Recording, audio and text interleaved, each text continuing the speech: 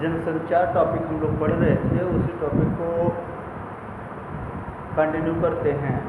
हम लोग पिछले दिन पढ़े थे संचार किसे कहते हैं, संचार के प्रकार क्या होते हैं और इसके मूल तत्व।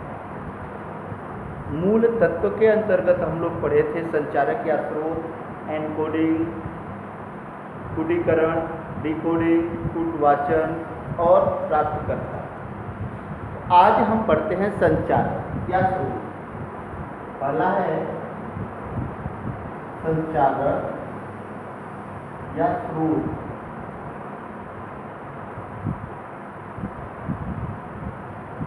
संचारक या स्रोत। संचारक या स्रोत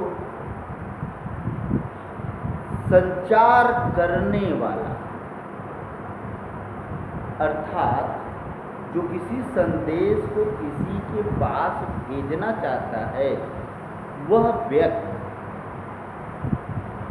संचारक या स्रोत कहलाता है। कहने का मतलब सिंपल सी शब्दों में, संचार या संदेश को भेजने वाला व्यक्ति या चिन्ह या किसी भी ढंग से कोई भी व्यक्ति हो तो संदेश के भेजने वाले को संचारक या स्रोत कहते हैं। स्पष्ट भाषा में हम कह सकते हैं कि किसी भी संदेश को भेजने वाला संचारक या स्रोत कहलाता है। इसके प्रमुख गुण होते हैं। पहला होता है संदेश की स्पष्टता, संदेश की स्पष्टता। और दूसरी बात ये होता है किसी भी संदेश को भेज रहा है तो उन संदेश के चिन्हों को या संदेश को प्राप्तकर्ता के अनुकूल होना। देखते हैं संचारक या स्रोत संदेश को भेजने वाला, संचारक या स्रोत कहलाता है। इसके प्रमुख गुण। नंबर 1, संदेश का स्पष्टता, संदेश का स्पष्टता। नंबर 2,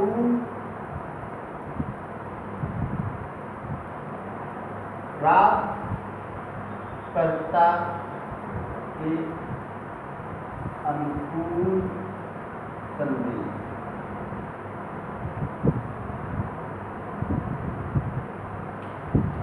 तात्पर्य मेरा ये है, पहले वह संचारक या स्रोत, जो कोई व्यक्ति या वस्तु या किसी भी ढंग से कोई संदेश को भेज रहा है उसको भेजने वाला संचारक या स्रोत कहलाता है। दूसरी बात इसकी प्रमुख गुण। अब कोई भी संदेश आप भेज रहे हो, जब तक वो स्पष्ट नहीं होगा तब तक प्राप्तकर्ता को प्रभावित नहीं करेगा। दूसरी बात, प्राप्तकर्ता के अनुकूल संदेश का होना। तात्पर्य ये है कि आप संदेश जिसके पास भेज रहे हो वह उसके लिए कितना उपयोगी है। अगर उसके लिए उपयोगी हो तब तो संदेश को धारण करेगा, अदरवाइज उस संदेश को लेने के लिए वो तत्पर नहीं होगा। इसीलिए दूसरा इसके प्रमुख गुण भी है प्राप्तकर्ता के अनुकूल संदेश होना। ठीक है, अब आते हैं कूटीकरण। दूसरा बात है कूटीकरण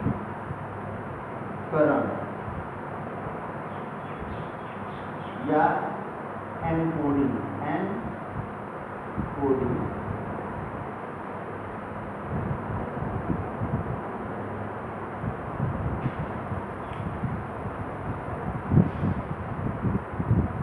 देखो होता क्या है कूटीकरण या एनकोडिंग। किसी भी संदेश को भेजने के लिए संकेतों, चिन्हों, इन सब चीजों की आवश्यकता होती है। इन सारे चीज़ों को, चिन्हों को, संकेतों को एकत्रित करके पढ़ने योग्य स्पष्ट बना करके, पढ़ने योग्य, समझने योग्य, देखने योग्य स्पष्ट बना करके भेजना ही कोडीकरण या एनकोडिंग। सिंपल सी बात है, जो पत्रकारक होते हैं,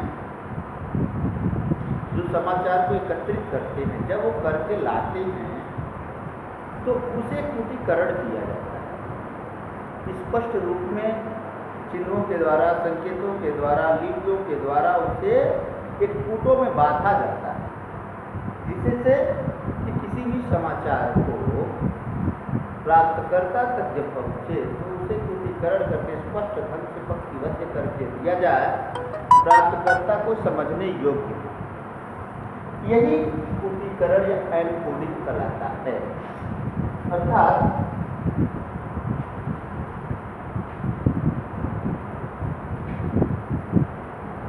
प्राप्तकर्ता को समझने योग्य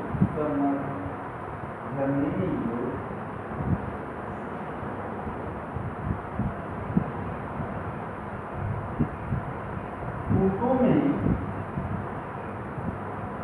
संदेश को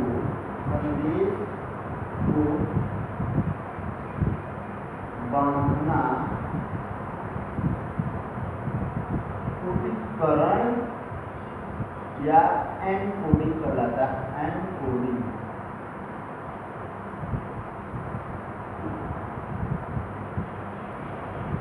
कहलाता है।